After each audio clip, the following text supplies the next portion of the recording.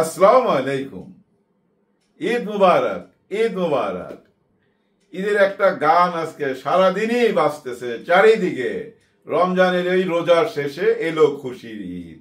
নজরুলের এই গীত ছাড়া ঈদ হয় না, এই গীত ছাড়া ঈদ হয় না। হ্যাঁ, আমি কিন্তু গেছিলাম ঈদের র্যালিতে আমার বউ বাচ্চা সবাই নিয়ে আনন্দ করলাম। সত্যি এবারে ঈদটা অন্যরকম ছিল।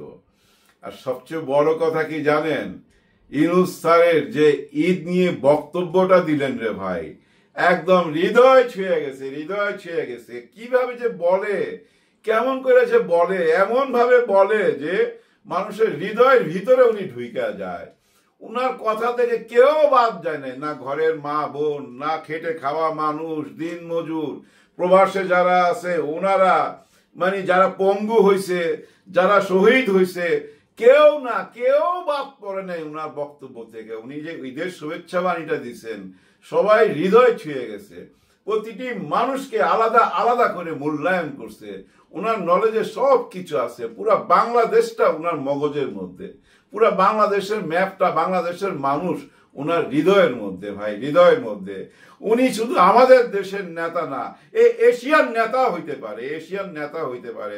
আমরা 18 কোটি মানুষ যদি ওনার পাশে দাঁড়াই, সত্যি উনি এশিয়ার নেতা হইতে পারে। এবার যে চীনে গেল, আপনারা তো দেখলেন কি সম্মানটা ওনাকে দিছে। আজ পর্যন্ত চীনে কেউ এমন সম্মান পাইছে কিনা আমার জানা নাই। শুধু চীন কেন, সারা বিশ্ববাসী জানে ডক্টর মোহাম্মদ ইউনূস স্যার কে। আমরা চীনের সাথে গভীর সম্পর্ক কইরা ফেলছি, এবং কেন করছি এটা তো জানেন। যেটা করার কথা ছিল আমাদের ভারতের সঙ্গে, আমরা ভারতের সঙ্গে করার চেষ্টা করছি। ইউনূস স্যার হলেন একজন গেম মেকার। উনি আস্তে করে একটা অফার দিয়েছিলেন ভারতকে, যে ভাই আপনাদের সঙ্গে বসতে চাই। উনি তো জানে না করবে, আর ওই নাটাকে উনি ক্যাশ করলেন, যে তোমরা না করলা তো ঠিক আছে, আমি এখন ব্যবসা বাণিজ্য নিয়ে চলে যাচ্ছি চীনে। দেখেন, আমাদের চীনের ব্যবসা বাণিজ্য না, শুধু চিকিৎসার ব্যবস্থা, চিকিৎসা ব্যবস্থা। আমরা যে চিকিৎসাটা নিতাম ভারতে যায় হাজার হাজার কোটি টাকা দিয়ে আসতাম, তার অর্ধেক খরচে চীনে চিকিৎসা নিতে পারবেন সেই ব্যবস্থা হয়েছে। চীনের ইউনিভার্সিটিতে বাংলাদেশের ছেলে মেয়েরা লেখাপড়া করতে পারবে। আর সবচেয়ে বড় যেটা নিয়ে আসছে, তিস্তা পরিকল্পনা, 50 বছরের পরিকল্পনা। ইউনূস স্যার যা ভাবেন, সুদূর ভবিষ্যতের কথা ভাবেন। উনি তো জানেন হায়াত মৌত বুঝেনি তো, ওনার বয়স 84, উনি আর কতদিন আছে উনি এটা বুঝতে পারেন। কিন্তু বাংলাদেশ যেন কোন রকম বিপদে না পড়ে, যার জন্য উনি এমন কিছু চুক্তি করতে যাচ্ছেন যেগুলা 50 বছর, 100 বছর। আমাদেরকে আরো গভীর সম্পর্ক করতে হবে আরেকজনের সাথে, জানেন, আমেরিকার সাথে। সেটাও হয়ে যাবে, কারণ ইউনূস স্যারের সাথে বিল ক্লিনটনের সম্পর্ক আমরা দেখছি, আমরা জো বাইডেনের সম্পর্ক দেখছি, আমরা বারাক ওবামার সম্পর্ক দেখছি। কিন্তু আমরা এখন দেখবো ডোনাল্ড ট্রাম্পের সাথে কি সম্পর্ক, এলেন মাস্কের সাথে সম্পর্ক আছে, এটাও দেখছি। ডোনাল্ড ট্রাম্পেরটা দেখবো। আমরা আমেরিকার সাথে ভালো সম্পর্ক করব। এই দুইটা দেশের সাথে ভালো সম্পর্ক করার পর এই দুইটা দেশ বাংলাদেশের পাশে দাঁড়াবেই। ইউনূস স্যার যেহেতু আছে, দাঁড়াবেই। এবং আমার তো ব্যক্তিগতভাবে মনে হয় চীন চায় ইউনূস স্যার এশিয়ান নেতা হোক, কিন্তু আমরা বাংলাদেশের সবাই কি চাই না? সবাই চাই, কিন্তু আবার চাইও না। এই ঈদের আরেকটা সুন্দর দিক ছিল কি জানেন, সেটা হলো লন্ডনে মা ছেলে বেগম খালেদা জিয়া আর তারেক জিয়া অনেক বছর পর একসঙ্গে ঈদ করতে পারলো, অনেক বছর পর। এবং লন্ডনে আমরা যে দৃশ্যটা দেখলাম, একটা ছবি ভাইরাল হয়েছে, মা ছেলে, তারেক জিয়া সাহেবের মেয়ে এবং ওনার ওয়াইফ সবাই মিলে ঈদ করতেছে বহু বছর পর। মা ছেলের ঈদ, ভাবা যায়, বহু বছর পর। নিশ্চয়ই আমার মনে হয় তারেক জিয়া সাহেব স্মরণ করবে জুলাই আগস্টের এই জওয়ানদের জন্য। এই জওয়ানদের কারণেই তো মা ছেলে একসঙ্গে ঈদ করতে পারছে। আজকে ঈদের দিনের জন্য কেউ আওয়ামী লীগ না, কেউ বিএনপি না, কেউ জামাত না, সবাই এক জায়গায় চলে আসছিল। বা ঈদের র্যালিও বাইরেছে, বুঝছেন, খুব সুন্দর র্যালি বাইরেছে। আবার ওই র্যালিতে দেখলাম কিছু মূর্তি বানানো হয়েছে। গাধার পিঠে বসে আছে একজন উল্টা দিকে, উনার মাথায় পাগড়ি। উনি তুরস্কের নাসিরুদ্দিন মোল্লা, কোন একজন বিখ্যাত মানুষ, পণ্ডিত মানুষ, ওনাকে নিয়ে আসছে। কিন্তু এটা তো দেখতে মূর্তির মতোই লাগে, তাই না? মূর্তি নিয়ে এত আপত্তি, চারিদিকে এত আপত্তি, এত ভাঙাভাঙি হয়েছে। তাহলে আবার এই মূর্তির কনসেপ্ট কেন জানি না, মাথায় ঢুকে নাই। কাদের চিন্তা ভাবনা, আমার কাছে অনেকটা মনে হয়েছে শাহবাগে কিছু চিন্তা ভাবনা এদিকে ঢুকছে, মনে হয় ঢুকছে। তারপরও ভাই সত্যি কথা বলতে হবে, এই পুরা রোজার মাস পার কইরা এই ঈদটা যে হইল না ভাই, সত্যি বহু বছর পর এরকম একটা ঈদ পাইলাম। কিন্তু ঈদের পরে কি হবে? ঈদ তো চলে গেল, এই যে একটু পরে ঈদ শেষ হয়ে যাবে, এই আর কিছুক্ষণ পর ঈদের টাইম শেষ হয়ে যাবে, রাত 12টা বাজলে ঈদ শেষ। কিন্তু ছোটদের কাছে, বাচ্চাদের কাছে কিন্তু 3 দিন ঈদ থাকে।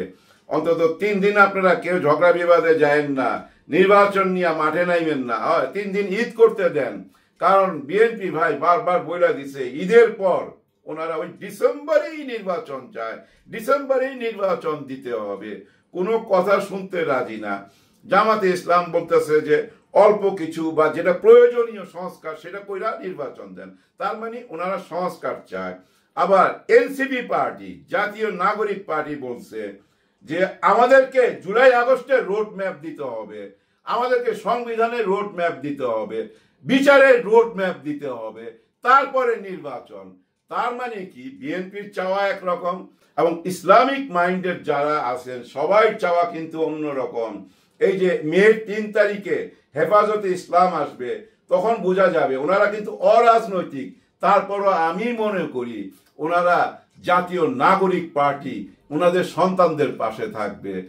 জামাত ইসলামের ডাক্তার শফিকুর রহমান সাহেব, ওনার আচরণ দেখে আমার মনে হয় উনিও জাতীয় নাগরিক পার্টিকে সাপোর্ট দিবে।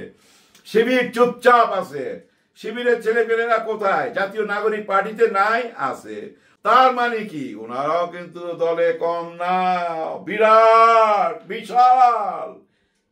বিএনপিও কিন্তু কম না, বিশাল। কিন্তু ওনারা নির্বাচন চায়, ওনারা বলতেছে আমরা বিচার চাই। ওনারা নির্বাচনের কথা বললে ওনারা বলে যে জুলাই আগস্টের রোড ম্যাপ দেন। ওনারা নির্বাচন চাইলে ওনারা বলে যে আগে বিচারের রোড ম্যাপ দেন। কোন দিকে যাবে? ইউনূস স্যার তো আগেই বলছে যে আমি জনগণ যেটা চায় সেটাই দিব। তাই জনগণ কি চায় না চায় আয়নার মতো পরিষ্কার হয়ে যাবে। আমি অনেক আগে থেকেই বইলা আসতেছি, ঈদের পর 2 দল মুখোমুখি হবে। এই দেশে রাজনীতি করতে হইলে একটু হ্যাডম লাগবে, একটু হ্যাডম লাগবে।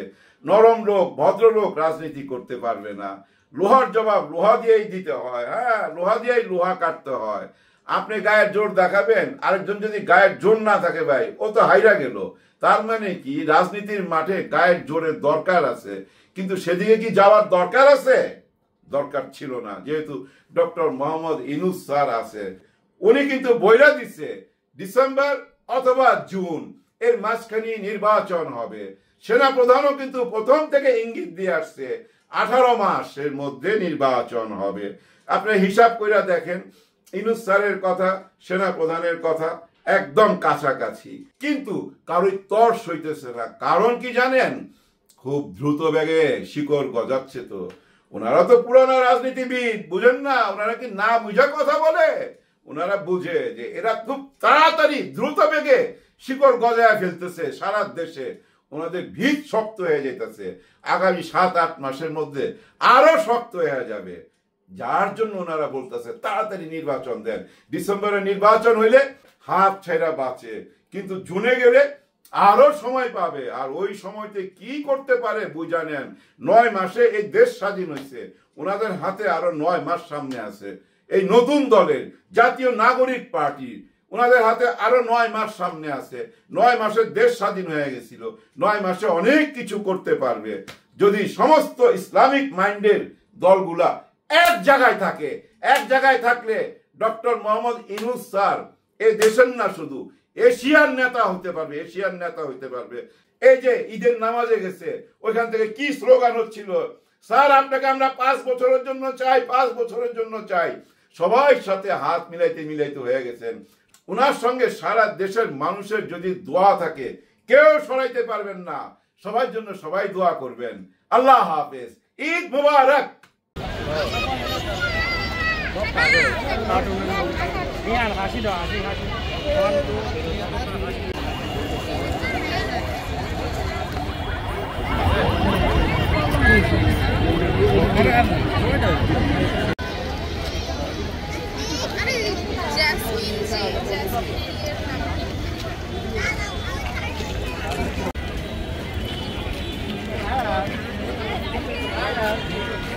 দাঁড়া উড়ে উড়ে যাই যাবে